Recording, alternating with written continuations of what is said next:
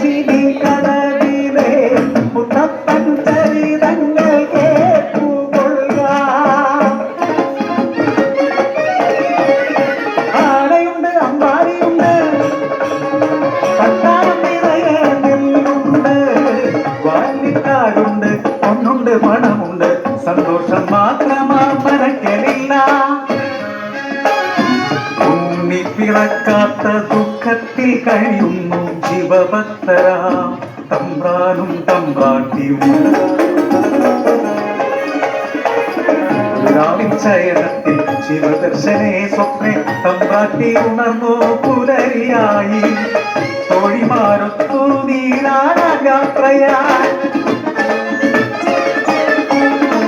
ആ പൊൻപുലരിയിൽ കുളിക്കടവിൽ തേജസാജ്വലിക്കും ഒരു പൈതൽ ശിവദേവൻ നൽകിയ നിധിയല്ലയോ.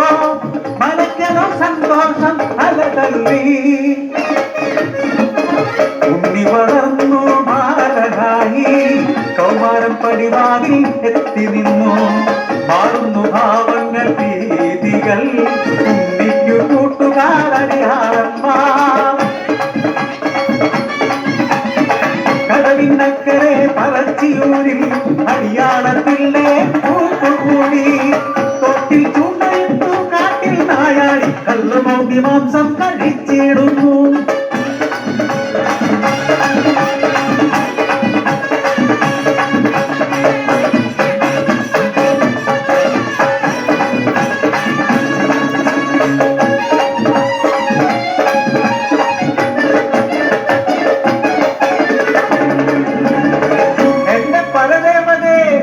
കുടിച്ചിടുമല്ലോ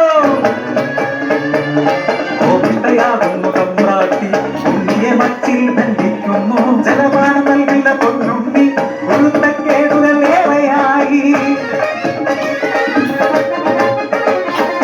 കണ്ടും കഴിഞ്ഞപ്പോൾ അമ്മ തന്മാനസം സ്നേഹമായി പിന്നെ വാത്സല്യമായി. മനക്കര മച്ചിന്നെ എത്തിയ അമ്മ അളപ്പുരവാതിൽ തുറന്നു നോക്കി.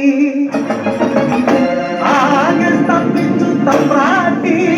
ഉണ്ണി വളർന്ന് മച്ചും തകർത്ത് ഉഗ്രരൂപമാലനീടുന്നു. കരയും മുഖവും കാണാനില്ല പരിഭ്രമിച്ചോടി തമ്പ്രാട്ടി പടിപ്പുരവാതിൽക്കൽ എത്തി നിന്നു.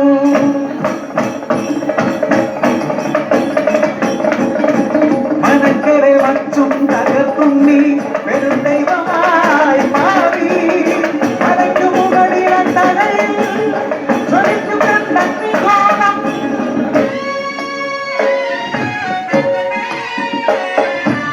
ഭയങ്കര തമ്പ്രാട്ടി നോക്കാനാവാതെ കൈകൾ കൂപ്പി നിന്നു.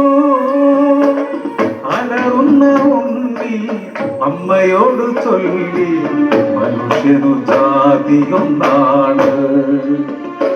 അടിയാളപ്പറയത്തു ദൈവമാകും ഞാൻ മുത്തപ്പൻ ദൈവമാടിയാടും.